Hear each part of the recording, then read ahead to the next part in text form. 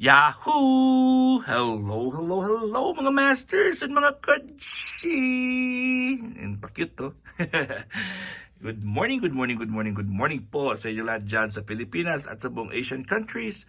At kung saan man kayong lapalop ng ating daigdig, ay hayaan niyo muna kami ni G, the Green Girly Cutie Patuti Iguana, na batiin po kayo ng good morning, good noon, good afternoon, good evening, at good night na po sa mga ready ng matulog. At welcome po sa ating G and Daddy Health and Lifestyle Tips. So before tayo mag-start ng ating part 2 ng ating or sa day 2 ng ating lecture, hihingin ko muna ang inyong thumbs up.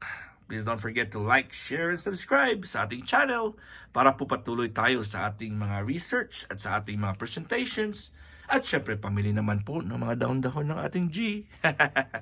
Alright, kailangan nating ipakainin si G, di ba mga masters at mga ka-G? And that's because nandyan po kayo at nakakatulong po talaga kayo sa ating pagbili ng pagkain ng ating G. Kasi syempre, malaki na po si G. Kaya kailangan din natin siyang bilhan ng mas marami na rin ang needs niya. Hindi ako nagbibigay ng gulay-gulay lang. Kaya nag-lecture tayo ng mga fruits and vegetables or mga other stuff para po ipakita sa inyo at matitikman ni G yung iba't ibang mga prutas. Alright?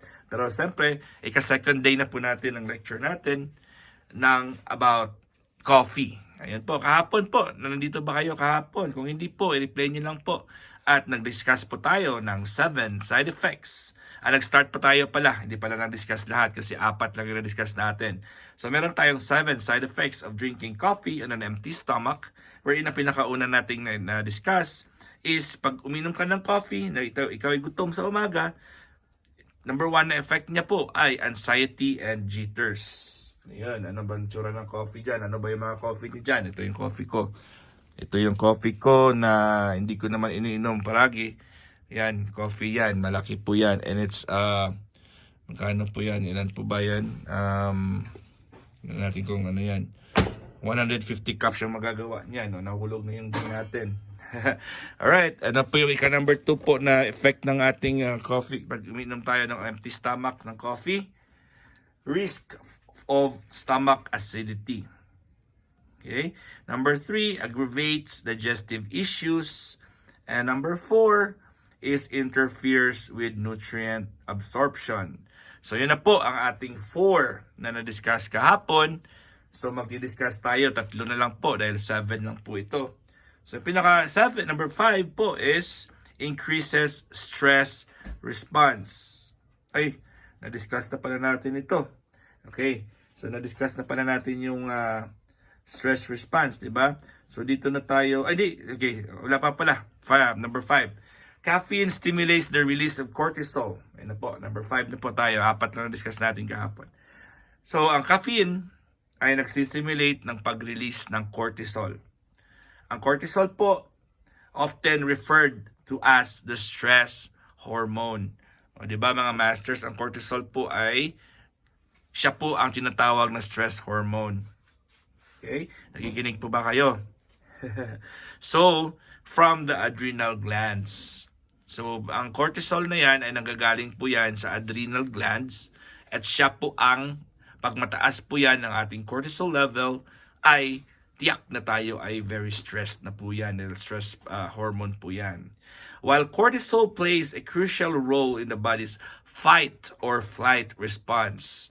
So, may purpose naman po siya, yung ating cortisol. Okay, pero siya pa kasi yung tumutulong sa atin mag-decide. Halimbawa, nasa very stressful situation ka. So meron po yung pag-active po ang iyong mga hormones ay pwede ka mag-decide is either kakayanin mo or tatakbo ka or makipaglaban ka. Yan po yung tinatawag na fight or flight response.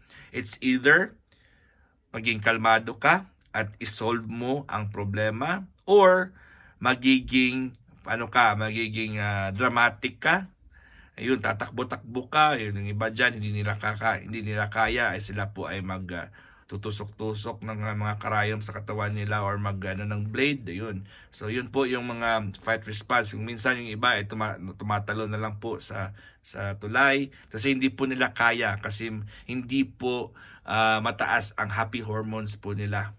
much more, sila po ay palaging stress, kaya po hindi sila makapag-isip ng kalmado.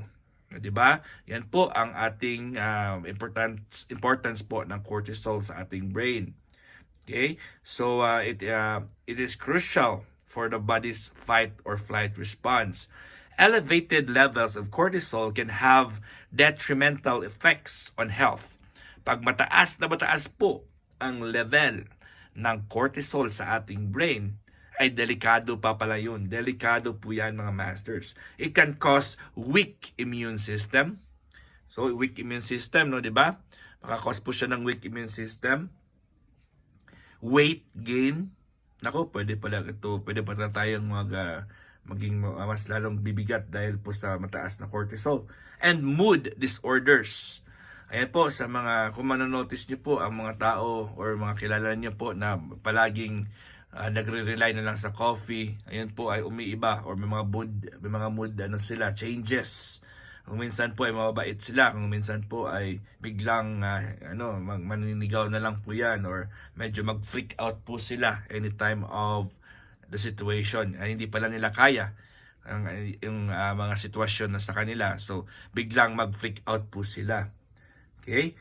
So, and of course, drinking coffee on an empty stomach can contribute to an exaggerated stress response, potentially exacerbating stress-related conditions. So yun po, pag meron ka pong mataas po yung stress level mo, heart mo po ay magpapalpitate na po yan, magpapanik ka na. Yung iba po ay hindi na makapaghinga ng mabuti, sila po ay naka-hyperventilate. Nakikita niyo ba yung parang naubusan ng hininga?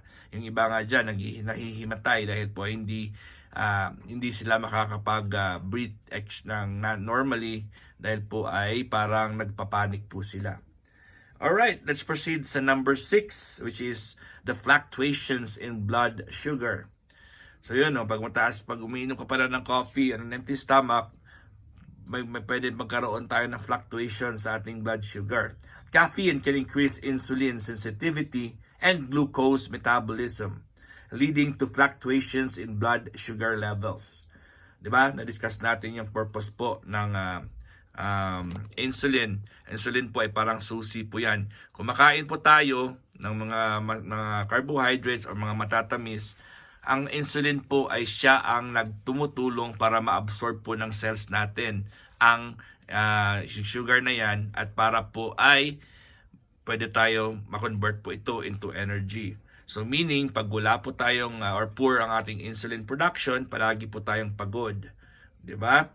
So fluctuations po dahil in blood sugar levels kasi syempre hindi makokontrol o hindi na siya ma-absorb or hindi siya mapaprocess ang mga sugar sa katawan natin dahil po yung insulin natin ay hindi na po nagtatrabaho ng mabuti. And of course, glucose metabolism. So, hindi yan ma-metabolize ng mabuti ang glucose or ang asukal sa katawan natin. Okay? So, when consumed on an empty stomach, coffee may cause a rapid spike in blood sugar. Pwede pala siyang biglaang pagtaas, bubulusok pataas po ang ating sugar levels. Okay? Followed by a subsequent crash. Hindi crush. Ang crush pala yung type mo sa crash is parang crash landing. Yun. So iba po yung crush at crash. Di ba? So bigla ang pagbaba ng iyong sugar.